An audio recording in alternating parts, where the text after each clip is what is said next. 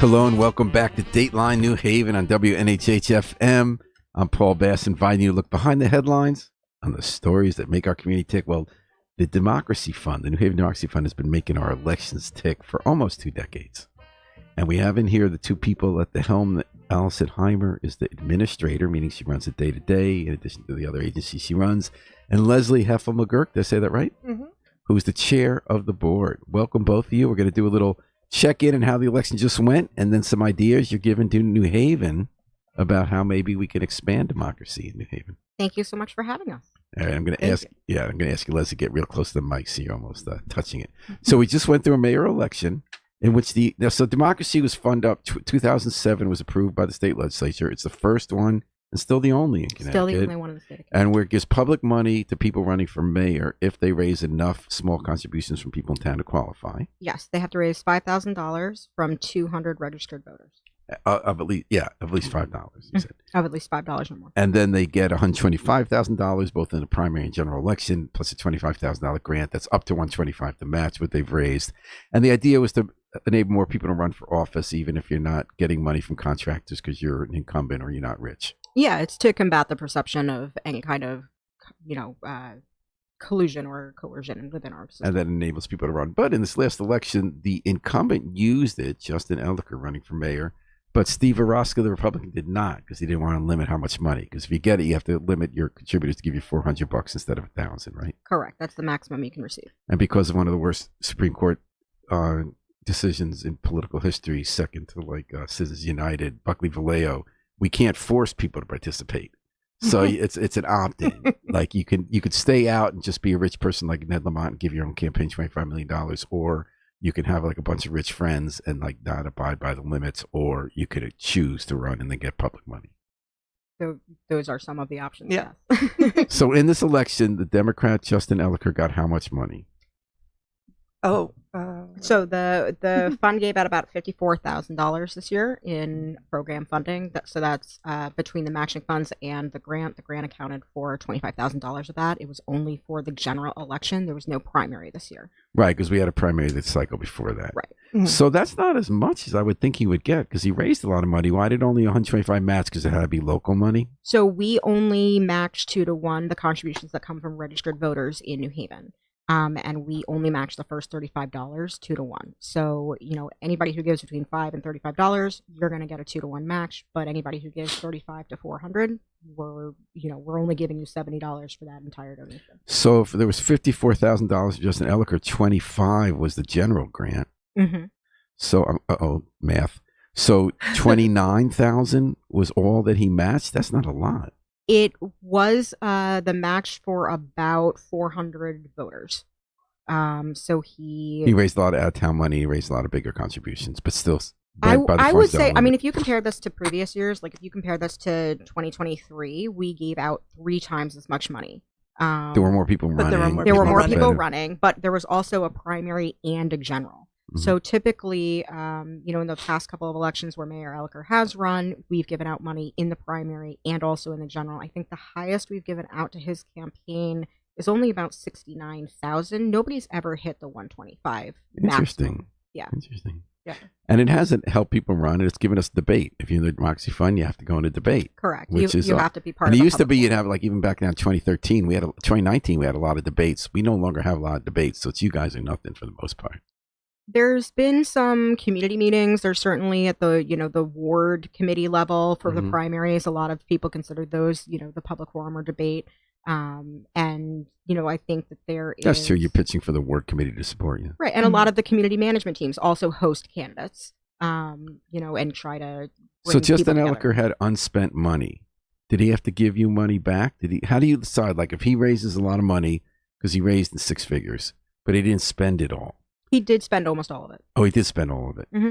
So how do you decide whether the money they spent was Democracy Fund money or not? So we assume that the first dollars that you spend are our dollars, Democracy Fund dollars. But then you have to give back any overage either to your donors at a prorated amount, or you have to give it back to the fund now. We changed the ordinance to make sure that those were the only two. What does overage mean? Anything that you had left in your coffer that you did not spend.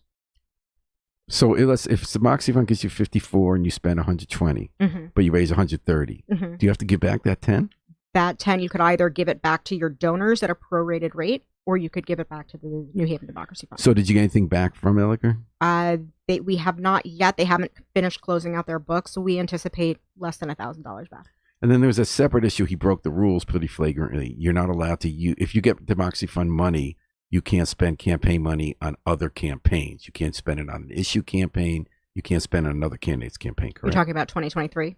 Oh, was that a different Okay, so in 2023, he put out a flyer to change the charter. And it wasn't a gray area like he claimed. It wasn't like in the context of vote for me and by the way, I'm for these positions. It was a flyer only and specifically about support this ballot position for 4-year terms. And it didn't say anything about it and elect me.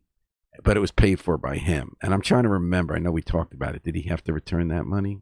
No. So that flyer had basically the first side was, I'm voting for the charter revision. I think that was the issue, right? And then on the back, it was some more details about the charter revision. And so that's where it kind of got fuzzy. Because when he's saying fuzzy? It's only about the charter. It's only about the ballot. It's not about his campaign. Well, so candidates are allowed to share their positions on things. This was, we never made a ruling on this. Basically, what we decided, what the board decided in a vote was that the money that we had given the campaign was not to be used on this mailer, and they remitted the entire cost of that mailer back to the fund. But I thought if you get the money, from the public money, you can't spend any of your campaign money. Am I wrong about that? Or is it only the public money you can't spend on that? You're not supposed to. In any event, even at the state level rules, right? You can't spend money that's raised for a particular candidate on not that candidate. It's not just your public money. You can't spend other money you raise if you're participating in it on other campaigns, correct? Well, there was a case at the Connecticut Supreme Court with I think it's Representative Sampson, who had written this mailer about very anti. I think it was Lamont at the time, it was anti another candidate, but it was a completely different race. It was vote for us at the local level to also combat this thing at the statewide level, and there was an entire case about whether or not that was an appropriate use of CEP funding. And what did they decide? They decided that it was a gray area, but that it's not the preferred usage, and they had to give some of the money back. All right, we're talking to Allie Heimer and Leslie Heffel-McGurk from the Democracy Fund. So overall, how'd you feel the last couple of campaign cycles? Do you feel that it's working well? I think when people use it, it works really well. The thing that I would really like for us to work harder on is getting candidates who maybe aren't in the fold as much of our regular elections, or not frequent candidates maybe, to actually learn about the fund, see how it could benefit them, and then ideally use it. Because I really do think it helps, especially non-Democrats, essentially, raise enough money to really get their ideas out there. It does seem like a mayor's race, 150,000 would seem like be enough to run a good mayor's race. What do you think? Because there's always diminishing returns. That is not the total that you can raise. Because you're matching what you raise. That's just the maximum of what the fund can give out per candidate per cycle. Yeah. So candidates themselves can spend up to $400,000. Yeah, and I'm just talking about the candidates who don't have that wherewithal. Right. If they get to 25 and they raise another 50, or they can get up to 100 with the matching, do you need more than that to run for mayor in New Haven? I don't think so right now, but I think in years that we have more candidates, or a primary and a general, or there are situations in which it could really drag out your money. Depends on how early you start, and because our idea is we want everyone to be able to run, as long as you have if you have a modicum of support, as long as you have some support and you're a legitimate candidate. Yeah. You want not just the rich people can run, or people with rich friends. If there are 200 registered New Haven voters who would be willing to put $5 towards your campaign, then I think you should be able to share whatever those ideas are that those people believe in. So now we're looking ahead. Now you got some ideas for how to change it. Now, if I didn't follow up what happened, you had asked for $60,000 in the current year budget, so you could try out expanding the Democracy Fund to clerk, register voters, citywide people, or perhaps alders. What happened with that? That was tabled in committee. Okay. We did get the ordinance changes that we had requested through, but we did not get the pilot program. What were the ordinance changes? It was a number of things. It was closing some of the loopholes that had been used for exploratory committees. It was changing and making explicit some of the rules that had come up for question in the 2023 Is it now debate. explicit that if you do something that's obviously not about your campaign for another issue, that's obviously about your campaign? We basically made it so that so if you use the funding that's not talking about your candidacy, your beliefs, or how to vote for you, that it is, money needs to be returned, that it's potentially a fine. And then we also made it clear that any money that we give you, and you decide to stop running, or you decide not to get ballot access, that we're going to at the very least take the $25,000 grant back. The matching funds are sort of given on a rolling basis, but as soon as you decide that you're not going to pursue the office that you're running for, you no longer qualify for funding. And am I correct in thinking the exploratory issue had to do with Karen Du Bois Walton, that if you're going to do an exploratory committee and then raise bigger contributions than you're allowed to under the Democracy Fund, then when you pivot to a real campaign, you want to be in Democracy Fund, what do you do about that old money you raised from like contractors or essentially you can't hold on to it and roll it over into a new campaign. It's considered a different campaign account. So it would be the same as accepting money from a political action group or something like that in the mind of the Democracy Fund. So when do you decide you're not exploring but you're running that? That's up to the candidate. I mean, it's typically in the state rules. Finally. I believe it's like a 10-day a buffer time. So if you decide that you're going to announce, you have 10 days to clear out that money, clear out that account, return anything back to donors, or give that money to the state, and then create your new entity. So now, what kind of expansion are you looking at now? What ideas do you want our listeners and readers of The Independent to consider? So I think that there's a big open question here. I think that, we want to know what New Haveners want to see. I think the next cycle is going to be a really big cycle. I anticipate it being very competitive because it's the first time we're looking at 4-year terms. And so, from a strength of the democracy of the city perspective, we really want to make sure that as many voices as possible are part of that discussion, and that we're giving voters an option to hear what those people who are going to be their leadership for 4 years have to say, even if they're not contested. Maybe we need to make sure that that we know what those people stand for, and that we have the opportunity for all of the candidates who are interested in mayor, in alder, in board of ed, in city clerk. We want to make sure that they have opportunity to participate in a debate if they have a challenger. And we want to make sure that they have an opportunity to, at the very least, put a piece of mail out with their ideas out to every single voter in their district. So what would that mean in specific? We already have mayoral. Right. So we're actually going to spend a little less unless it gets twice as competitive, because we're going to have 4 years to do, but it could get twice competitive. Yeah, I mean, it could get twice as competitive. The most competitive one that we've seen, recently, I would say, is 2021, where we did have a primary. Although 2023 was very competitive as well. We gave out $150,000. We never went through with the primary in 2021, right? That's correct. But then there was also a general with John Carlson. It was the first time that the Republican Party had actually used the program. We had 100% adoption that year, and I think it made our democracy stronger because certainly that was a great debate. I think New Haveners were really paying attention. I do too. So what do you want to do now? Now you give me the vision of how you want to make sure with 4-year terms that there's more engagement and more accountability and more opportunity. What does that mean? Hard facts. Let's talk about what the Democracy Fund actually requires of candidates, right? We want you to file your paperwork on time and be transparent about the money that you're getting, who it's from, and what it's being spent on. Okay, I think that that's incredibly important because there is a perception, even if it's not a reality, that there's shadow money coming into our elections in New Haven. And we want to make sure that people have confidence in where their leadership is being funded. And I think that they'd be surprised to learn that it's mostly from the community. The second thing is that it would make it so that candidates would limit the amount of money that they're giving themselves. They wouldn't be able to, bankroll $10,000, $50,000 into their own campaign if they so choose. You would really be limited in that, self-funding. So are there specific proposals that you're looking at? Yes. So we put together a Democracy Fund pledge option or a grant option. So any candidate who would be running for office could take the pledge, which basically said they were going to abide by all of the rules, but they could optionally choose not to take funding if they believed that, they didn't want to spend taxpayer dollars in that way. The other option... I'm confused by that. Yeah. There are the rules you have to. You would follow the rules. You would basically take a pledge that you were going to follow the rules. You have to do that now anyway, right? No. If you're in the Democracy Fund, you have to follow the rules. If you're in the Democracy Fund, you have to follow the rules. But this would be an expansion to alders and Board of Ed and other races. Oh, where it's not... So would they get public money? No, they would not get public money in that.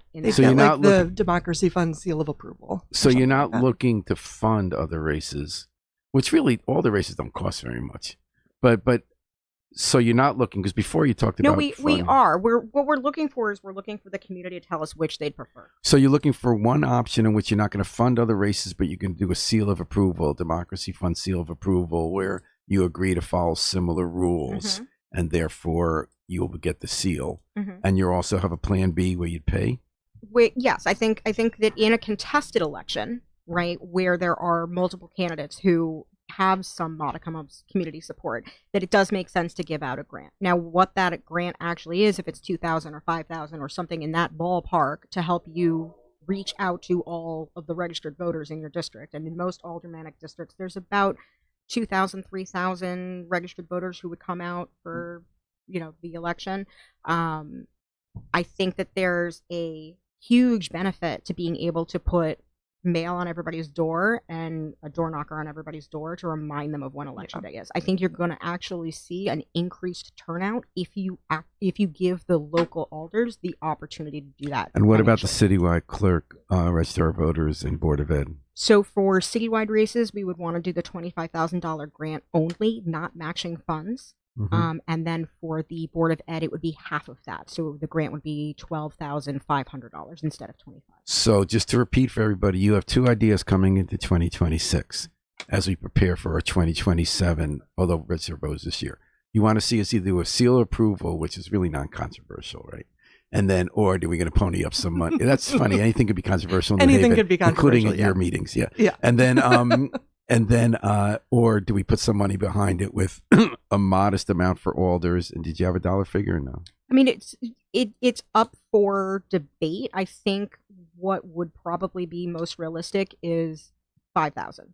And then $25K for the citywide clerk and register of voters, and 12.5 for Board of Ed. And the additional benefit would be the debate portion. We would allow and help fund a venue and an opportunity for anybody who is in a contested election to have a real conversation. And this is only for contested elections? Yes. The pledge would be for anyone. Pledge for anyone, but money would be for contested. Yeah. Which we often don't know the last minute. So then you kind of running your campaign not knowing if you have an opponent or not. I think in a similar way, we do know who's interested well before the election. I think there's a difference between getting on the ballot and running, right? And then how are you going to present this? Because we're running out of time. Are you going to be formally presenting this to the alders? You're going to hold forums? It would have to go through the Board of Alders, absolutely. But I think it's really the stage we're in right now is we really want community feedback. We want to know how people feel about this, and we want to know if there are champions out there for one pathway or another. So how will they let you know what you think? They are absolutely welcome to contact us through the city's website. The Democracy Fund has their own page, or by email. allieheimer@gmail.com is a perfectly acceptable way to get in touch with us. And you both have had experience running for office.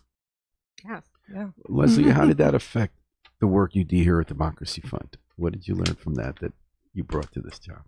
I think something that I learned from that was maybe I'm not my favorite choice of candidate, but I really feel strongly that every election should be contested meaningfully, and that we need to encourage people to stand up, go through that process, which is like not a fun process, and like try to represent their community.